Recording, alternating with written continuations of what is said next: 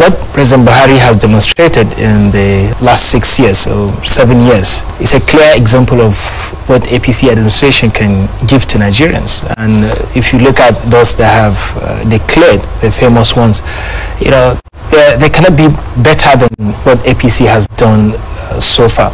So for me, who is to contest in 2023? Every eligible Nigerian can contest. The Constitution has allowed any person that is eligible to contest in the election. But it's up to Nigerians now to decide. Look at what happened in the last 7 years of APC administration and decide for themselves if they want a repetition of what is happening or they want a new change. It's up to Nigerians to decide. Now, if you look at social media, you see the reaction. People are not welcoming some of these declarations, and these people are not likely to come on board. And some people think they have already pocketed some political parties. They can do and undo within the party as they wish. Some people have invested so much interest in the party. Some of them say it's a lifelong ambition.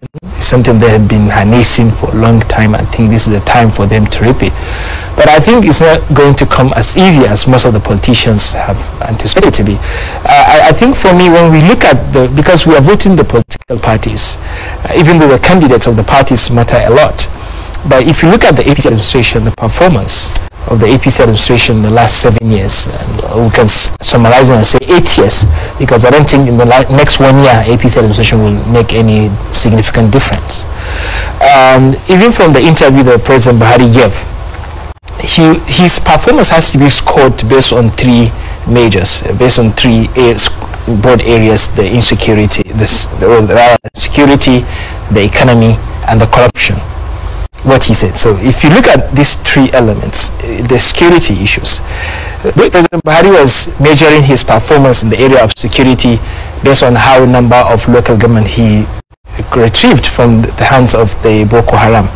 But I think he needs to go beyond that, because what Nigerians are facing at the moment, the terror, has never been like this before. Because he thinks the security of the country is based on how the sovereign government or the federal government is owning or controlling the local governments. It's not the best measure. We may have Boko Haram controlling some territories, but at that time we had relative security in some part of the country. But now we don't have Boko Haram controlling any local government. But the terror and the insecurity has never been this so much like this we experience at the moment. So for me, for him to say he has done well for just retrieving those local government is not sufficient, because insecurity is in the worst position now, or circumstances at the moment, because people cannot go to farm, people are being kidnapped, banditry is going on, especially in the northwest where the president came from. So for me, his military experience has not been resourceful for combating the insecurity in the north. And the expectations that he came on was to fix the insecurity. But he was not able to do that. So it's getting worse every single day. So for him to say he has performed well under security, he has not done well with that. If you look at the trail of this administration, what they've been doing was just trial and error. Anything that comes their way, they will try to do. So there is no direction, there is no any economic policy they've been working on. If you look at the recent appointment of Doyin Salami as the Chief Economic Advisor, President Buhari himself confessed. He said it was Salami that came and presented at the cabinet and showed them that we have only 2.5% of the arable land is cultivated in Nigeria. What happened to the rest? What are we doing with it? And that is when the president said, oh, really? Is that what's really going on? Oh, so what can we do? Okay, how many months do we have? Okay, 17 months. Okay, let's do something about agriculture. Oh, what can we do? Oh, now we start buying machineries, we start buying equipment, we start buying fertilizer. After 7 years, you have 17 months to go, and somebody is just coming to tell you for the first time, you're getting to know that you have 2.5% of the arable lands under cultivation, the rest are redundant and not being put into use. As a president, before you come into power, you're supposed to have the statistics. You're supposed to have knowledge. For 7 years, you have not done that. Someone is telling you what to do because of this problem. Now you are now going into action. So tomorrow, someone will also come and tell us another story, and we start changing our direction again. So even the appointment of a chief economic advisor is coming at the late hour. So what are you going to do then while we're going into election time? When people are asking for signing of the electoral bill, elections, people are coming to you declaring for election. The whole focus in this year is for election. Performance, whatever you're going to do is gone. You don't have any chance now to do anything because the focus, the direction of everybody in your administration is the election. So this is telling you that there is no direction for the administration. Whatever comes their way, whatever comes into their plate, that's what they eat. So that, for him to also say people should go back to land, people should go back to farm. Where is the farm? The farm where people cannot go there securely and farm in their lands, where people cannot go because they're afraid they will be kidnapped, and bandits are there. You know, for people to even go to their farms, they have to pay money to some armed bandits in some areas. So how can you ask people to go back to the farmlands while you cannot secure the lands? So the taxes the president has is to secure the farmlands, and that's when people go back to the farm. And you cannot just ask people to go back to the farms without providing the modern mechanized agricultural systems. Because for us to have this kind of efficiency and productivity in agriculture, so that agriculture can give us the foreign exchange, we have to invest in all the value chain of agriculture, and that cannot happen with the modern traditional agricultural system. So that could have been the plan. By now, 7 years into power, we should be thinking about exporting agricultural products, all the value chain enhanced. We are now exporting agricultural products. We are getting dollar from agricultural products, but agricultural products are not giving us dollars. So I think for me, I think he's just a rhetoric. This has been repeated several times, agriculture. And he said that he closed the borders so that he can reduce importation of foods. But what President Buhari did not understand was that there's difference between smuggling and importation. When he came, his target was only on smuggling. Yeah, smuggling is a form of importation, it's the illegal one. And he went into the land borders, he closed the land borders. There are some people who are doing petty businesses in the land borders through this smuggling. They make money and they earn a living because there's no enabling environment for people to thrive if they want to really stay within the country. They have to do some activities within the border lines. And he closed the borders. And these people become frustrated. And now some of them, because some people even established that there is correlation between insecurity in the borderlands and the closure of the borders. And so what he didn't understand, even if you stop the smuggling, even though smuggling was still going on after the closure, because people have to do it because it's illegal, and they have to find means of doing that. But during his administration, the importation has increased drastically. When he came on power in 2015, the importation, as reported by Trading Economics, was around 500 billion naira. But as of last year, the importation in Nigeria was above 3 trillion naira. 3 trillion naira. So you can see the gap. You are stopping smuggling, but the importation is going up. So what you are doing, you say that you are just hurting a small number of people who are doing small businesses. What you should have done is to come out with the importation substitution policy. He has not done that, and that's why you see Naira is losing value continuously. Okay, Dr. Ahmed, what you're saying is that some of the policies, were counterproductive, trying to solve one problem but creating another at the same time. All right, still doing the appraisal of the current administration. Some people actually believe that if you're saying President Buhari or the APC government had 7 years to perform, the people in the government quarters, in the ruling party are saying that they had less than that 7 years because the first 4 years were used to correct some of the anomalies created by the PDP government. So how would you react to that? Yeah, but PDP was able to put so many figures at a stable position or frequency than the APC, because PDP when they left power, the inflation rate was 9%.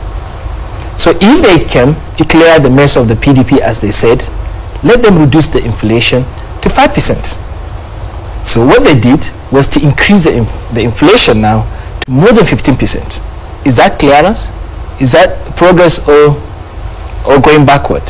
It's going backward because PDP put inflation at 9%, a single digit, but APC is putting it as 15%. That's just even the reported inflation. If you go to market today and tomorrow you go back, the price is different. Every day you go to market, the price are changing. Someone is even telling me that he has money. He rather now change his money into dollar, so that he knew that he's envisaging that tomorrow the naira will also lose value because of inflation, because the finance minister says she's going to remove petrol subsidy.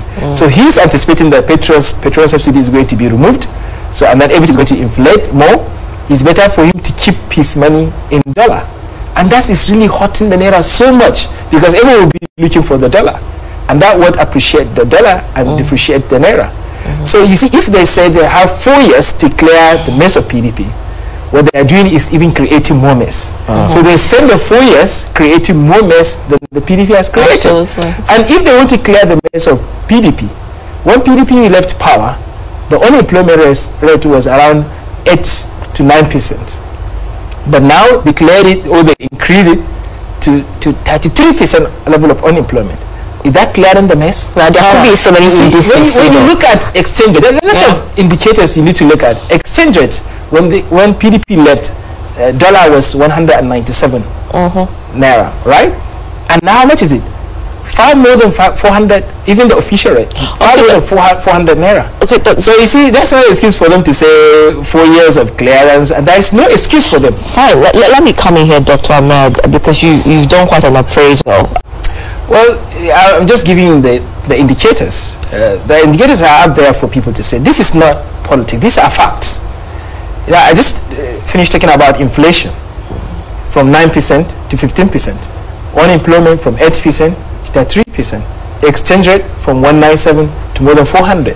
You know, it's not even an excuse for this administration to say that, oh, the oil price has plummeted down to less than $30 per barrel, or we cannot do well, the oil price has gone down.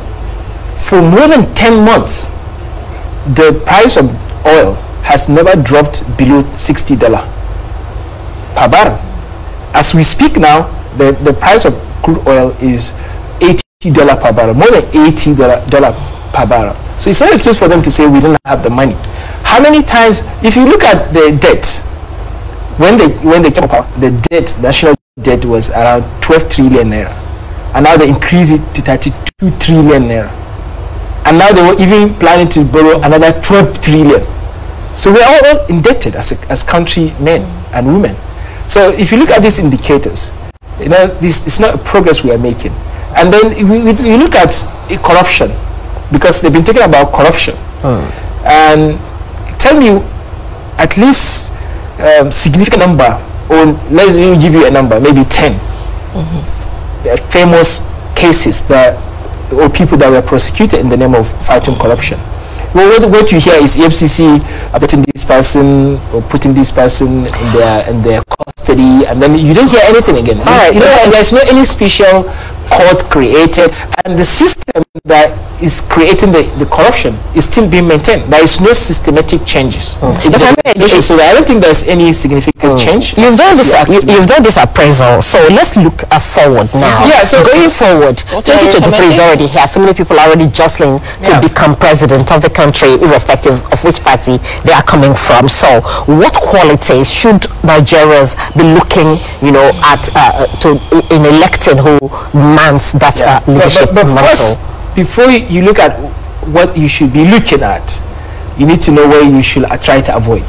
Okay. Because people need to avoid certain politicians, so that we now tell them, then these are the politicians that you should be looking at. Like I said, the Buhari administration is a clear example of what APC can provide for Nigeria. And Buhari is the best president that APC could ever produce. He's the best president. Any person that comes after him under APC will do worse than what he did. Look at how bad his administration has been. Look at how he underperformed. But he's still being the best president of APC. So you already know that APC is the crop of politicians out there. You know, they're the right people that have meaningful vision or agenda for the people of this country.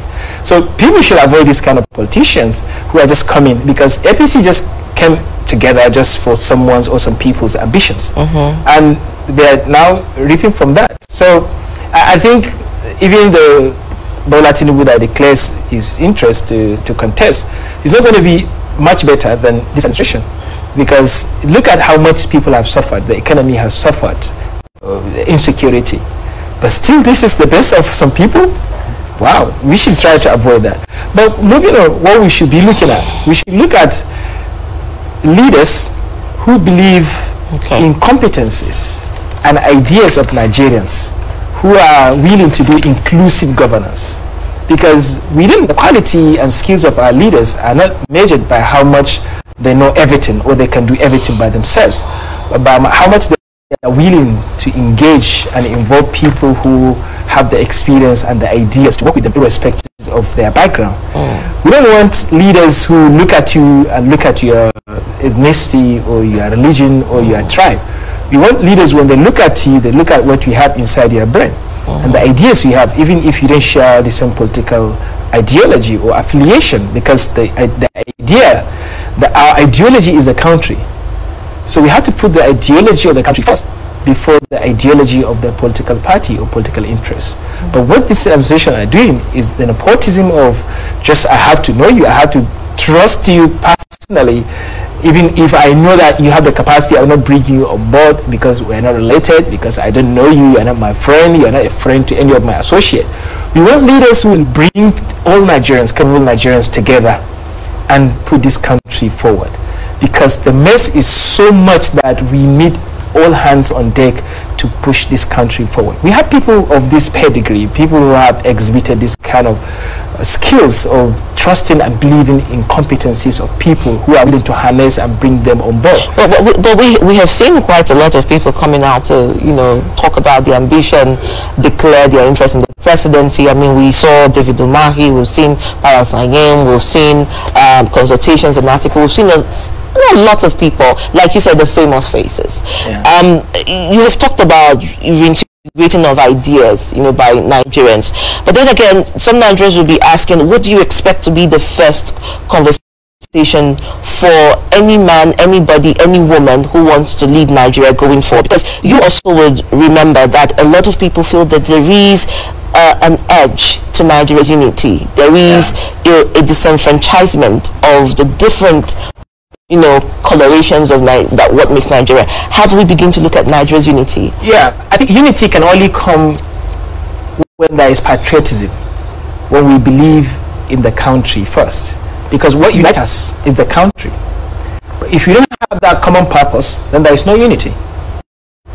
And that patriotism can come when the leaders are willing to make sacrifice, because the sacrifice comes from the leaders first, when they're willing to sacrifice their time, their resources, and whatever comfort that might be available to them. And then when they make sacrifice, and that is when the followers will make their own sacrifice, and that's when people start to believe in this country. But when leaders are amassing resources, are becoming rich, are going abroad for medical treatment, sending their children abroad to school, while people are down here, their followers, you know, suffering and dying of poverty, how would they believe in the country?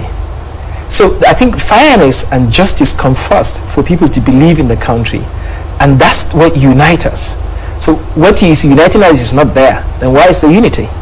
So I think fairness, justice, and sacrifice from the leaders should come first before any person will sacrifice for this country.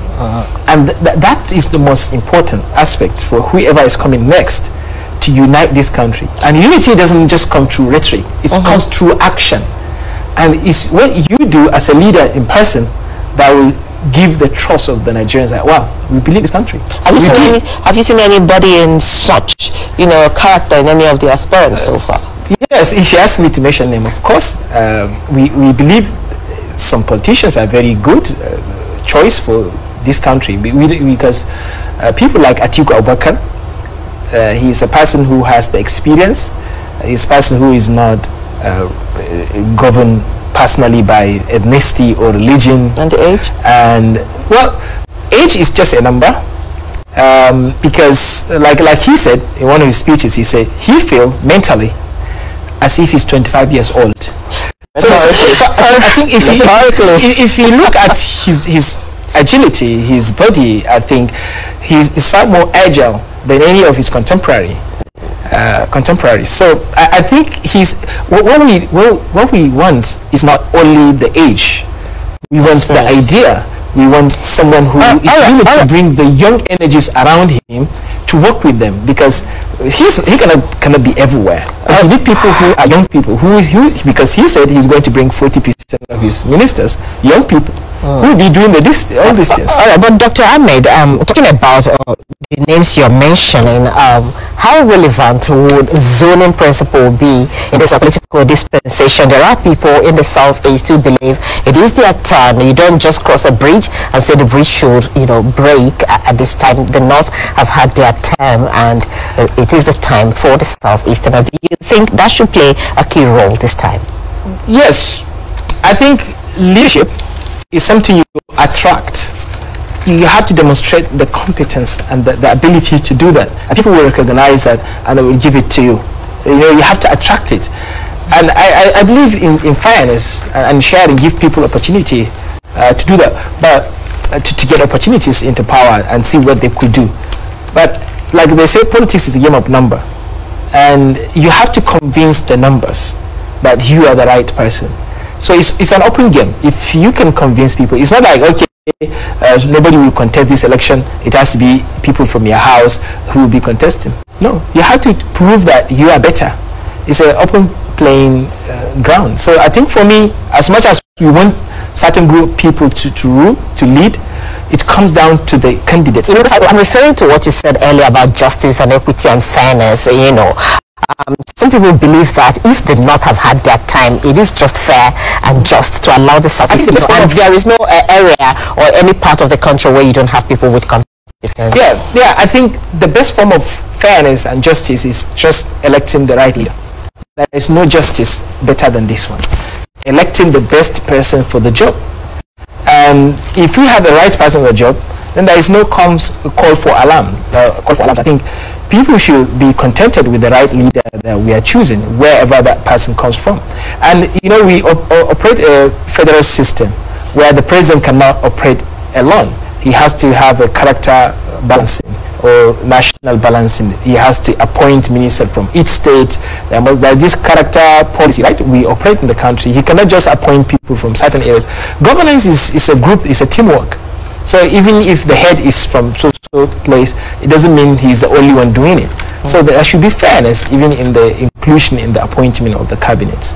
So when you're talking about fairness, is it not fair to say that any region that seems clearly that there is a reason to be able to be considered, considering the zoning principle, isn't that also part of having justice in the system? Yes, I think yes. Rotating positions or political appointment within political parties is good. I encourage that. Even in PDP, we've been talking about that. I think we have now given the chance to people from the southeast and the northeast.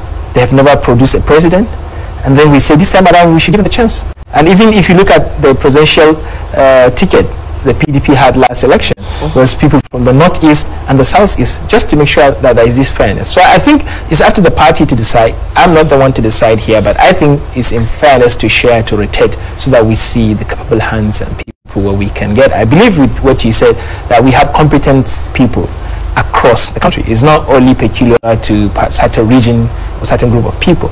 So I believe in rotating power. Some people believe that at this time, the crop of politicians we've seen in the past who have held one position or the other should just go and let the youth, the younger ones, take that helm of affairs. We also saw even during the protest of Nigerian youth who said that 2023 is it. Most of them will come out to, show interest. But as it is now, we're still seeing the same old politicians that we know declaring interest. So what would be your advice to the youth out there? You don't think it's time for them to come out? Yeah, youth leadership is transition. You cannot just cut it off and say, oh, we are taking over, you guys retire. No. They want to just let go like that.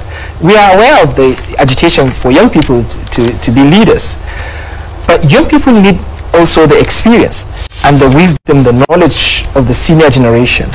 And that can only work if they work in harmony together, generational governance or management or leadership. So I think young people need to be mentored by the right leaders, and who will also bring them closer to the leadership opportunities to get the experience, and then they take over. We've seen leaders who are grooming young people, who are giving them opportunities, and from there they have the exposure, they have the experience, they be better leaders. So I think for young people, instead of just to be confronting the senior generation and having our party independent, I think we need to work in harmony with their senior generation, and then work with them, support them, get into power, especially the person that promises us opportunities, work with us, and that's what we get the legitimacy now to say, oh, we want to be better like this. How many young people were given opportunities and they didn't do well because they didn't have the even temperamental control? They cannot control their emotions, emotional intelligence. You have to expose yourself to so many challenging circumstances. It's not by just right because you're a young person you should just get power. No, it's a training ground. It's a transitional process. I hear you. I hear you when you say transformation must happen before transition. But again, you know, some young people would also argue the availability of mentorship and how that mentorship, you know, sort of evaluates itself to become productive. You will hear a lot of young people that will tell you that they have been followers all their life. They haven't been given the platform to express their capacities even when it is fullness of time. So how do we begin to look at, you know, deliberate mentorship by the older stakeholders, like you have said? Yes. Because it's not just enough to say, you know, follow your leader. You know, who are you following? What is the result of that followership, and how have you become better for it? Yeah, I think we have to do our own in-house work. Young people, we have to invest in our capacity, in our intellectual ability first, to attract the mentorship. Because there are certain leaders who cannot say no to certain young people because of the command of their intelligence and the ideas. But when you don't have an idea, you're only following. You're just chanting, oh, say Wani, say this, say Waziri, say Atiku, say Buhari. Everyone can say that. Well, what else can you say after say this person? You understand? So I think it comes down to the contribution they are willing to make.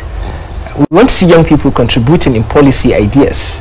But first, you have to invest in your own ideas, in your knowledge, and do something at your level to show that you can make a difference. Politics is not a career. Any person who takes politics as the main career is missing the road. Young people, they think the only thing they can do, the best thing they can achieve in life is through politics. No. You need to have your profession. You have to be known for something. And that's when you attract attention, and that's when people will value you and respect you. But when you don't have profession, went to university, you finish your degree, but you don't have a job, you don't have a career, you have not started a business, you have not changed anything in your life, then how can someone trust you? So I think for young people, for us to get closer to the politics, we have to have our professional successes, we have to have professional careers and make difference. And then when we are coming on board from political perspective, we are bringing something on board, not just as followers. Are you saying there are no young people out there who have done this investment you're talking about in their mental capacity that could come out in this 2023? Are you saying they should wait a little longer? Yeah, she asked me of those that are not just ordinary followers. They've been following for years, and I was explaining why those kind of people found the kind of situation. But there are people who are at the moment are being mentored, are being invited, are being put into governance and political positions, especially at state levels. So these are people who are making difference. Even if you are not being appointed, you can still make difference from outside. You can advise through policies, through ideas. You can even make change at your own level, in your own locality, in your community. So I think even if you are not being appointed into a political position, the moment you make change in your life, in your immediate environment, you're already a leader. Some of the countries would argue with this because, you know, just recently, I know you followed the Latin America, Chile's election in December. The leftist candidate, Gabriel Boric, who was just only 35, emerged as, you know, the presidential favorite during the polls, beating the incumbent with 10 points, and he has only been a student leader all his life. Promised a neoliberal approach to the democracy that is practiced in Latin America, and had a quantum vote from the population of the youths. You would talk about David Macron, You will go to Ghana, you will go to Namibia, you will go to Zimbabwe. You have young people as ministers in the age of 24 to 35. So are you saying that Nigeria is primarily very novel in understanding that perhaps the youth population needs to also be very deliberate in coming out to stand the chance to run for office? Are you saying that the trajectory must remain, that they must be followers until it is a set time by their mentors to appropriate a specific number of them into office? Is leadership not about capacity and readiness, rather than about age? Yes, it's not about age. It's about capacity and the competence. So I think young people are still contesting the election. And even this 2023 election, a lot of young people will be contesting who think they have the financial capacity, the intellectual capacity to do that, especially these two major political parties. But what mostly preclude young people from contesting elections is the financial muscles. You know, when it comes to election, even within the primary election, it's huge amount of money. Young people don't have that much. But you see these mentors, the elders, they have too much money that they can sponsor some young people and put them into that political position. The only mistake they're making is they appoint and support people who will dance to their tune, and those people may not likely to be competent. And when you are very competent, people will become scared of you, especially some of these mentors. They say, this person, if you put him there, he will not respond to our request, or he will not dance to our tune. He will not be loyal to us. But if they see you are not competent, you don't have your own ideology, you don't have your principles, you don't have ideas, they will support you because they can control you. Because you become a threat when you build your capacity, unfortunately, in Nigeria. But it should be the other way around. I think there are some politicians who, yes, recognize competence in young people and invest in them. So we should encourage this kind of politicians, and these are the progressive politicians we're talking about. Not those that will invest in young people who will just be loyalists to them. All right, Dr. Ahmed, one thing is to get people who would make the desired change to take political position. Another thing is an enabling environment for such people to emerge. Talking about the Electoral Act, amendment bill, and getting it out and making it work, and then talking about also people who are appointed as INEC commissioners who will man and take charge as umpires during the election. What would be your suggestion towards those two key points that will make the environment favorable for people who aspire to come out? Yes, the president, as he said, he wanted to give the political parties options to either go for direct or indirect primaries or consensus. So either way, if you look at the indirect, which is the delegates, most of them, they're all about money. In most elections, it's about who pays the most. It's not who is the most competent. Because these delegates, most of them, you see that they don't have a decent job. They don't have decent jobs, and they're just appointed there.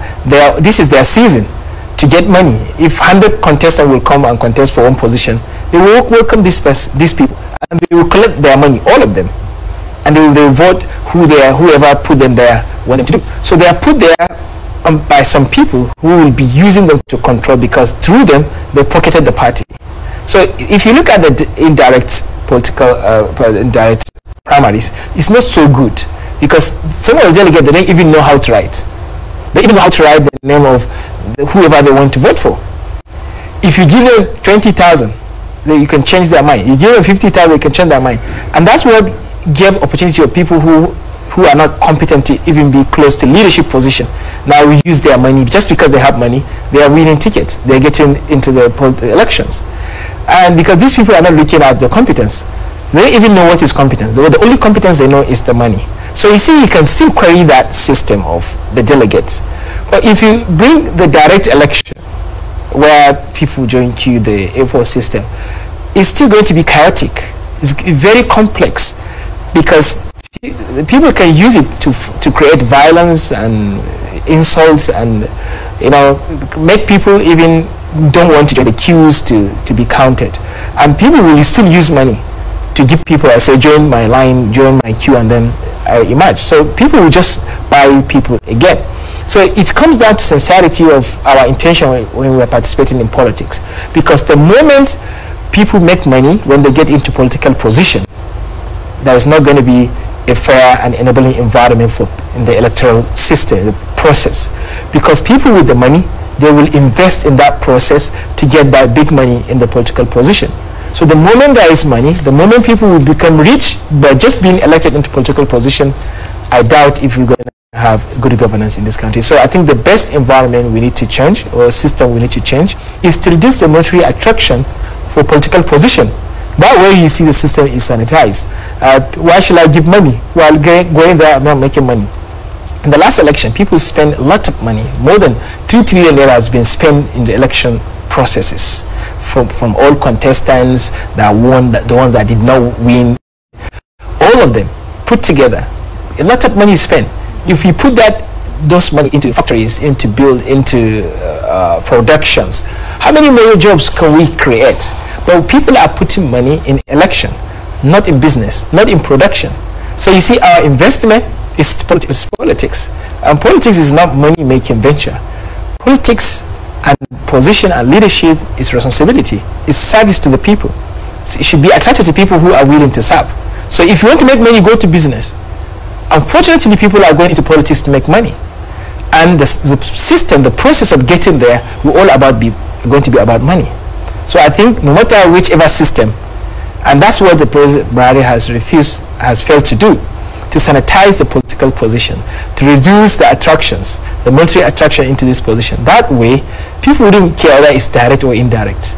And we need to increase the requirement of the competence of the people who are going to be the leaders of the political parties, the delegates. If the president should have a minimal qualification of first degree, then who should have more qualification than the president? It should be the people who will be electing the president, because they cannot elect someone who they are not better. I mean, who is not better than them. You understand? So what you're likely to see bad choices, because these people don't know what is the right choices. So when you say for you to be a delegate, you must have a minimum of a degree. You must have a job that is giving you a minimum of 250,000 naira per month. So you're not being enticed by 20,000 or 50,000 because you have it. You are contented. But if you put people who are very hungry, they want any next 1,000 naira they see, any 500 naira they see, you cannot anticipate these people to make the right choices. So I think we need to increase the competence. And this comes down, if there should be anything to change in the Electoral Act, is increasing the competence of who will be the delegate, rather than just allowing whether direct or indirect election. If we increase the competence or the minimum requirement for you to be a delegate in any election, you're going to see a better choice when it comes to primary election. All right, let's look at Nigeria. I come back to Nigeria's unity because there have been a lot of call for self-determination. There have been a lot of call for self-establishment, especially for other regions. In the case, we have seen a call for people in the south is asking for Biafra. We've seen in the southwest the Afenifere yearning for the Yoruba nation. There have been several calls for self-determination. Do you not think that that is also a very sensitive conversation to be had, especially by an aspirant? And I say that because we are yet to hear anything about restructuring, precisely by some of the people who have showed up. Do you not think that's also a conversation to be having by anyone who's also thinking to unify Nigeria? Yes, I think these kind of agitations are all as a result of bad governance. If you have good governance, no one will care about who is ruling, who is leading, and we should have independent country, we should separate, but that's why I say this is the turning point in this election. This is the time when we need to really unite this country. If you fail to make the right choice at this election, I don't think Nigeria is going to continue to be united if you don't have the right leadership at this time around. So I think for me, it's about hearing the voices of the people, giving the choice, and then hearing their voices. Because if these people are being heard and given the opportunity from the beginning, from the onset, we don't have this kind of agitations. So I think for me, fairness and justice. But when you have an apparent nepotism, people are being appointed into position as if the whole country is theirs, the personal property. So people will think, oh, there's no essence of me being part of this country. So because it's a political union, if you like, and then some people are benefiting from it and then neglecting other people, of course people will think, oh, let's have our own country. So I think when we have competent leader, whoever will look at this leader and say, oh, that's my leader, I like this leader, the people will believe in this country. But when you look at leader, you don't like it, you hate your leader, you don't have any business to do with this person, and so also the country. So I think it comes down to the leadership, a leader who will be embraced by all, who does not have this kind of nepotism and religious bigotry, and someone who is likely to carry everyone along. So I think this is the time when we need to preach for the leader that will unite this country. And we already know this kind of people who are willing to do that, who have capacity to do this. All right, Dr. Ahmed Adamu, political analyst, petroleum economist, looking at the search for good leadership ahead of the 2023 general election. He's also done some appraisal of the current administration. It's a pleasure having you on the show. You're welcome. Thank you. Thank you. Thank you so much for staying with us. All right.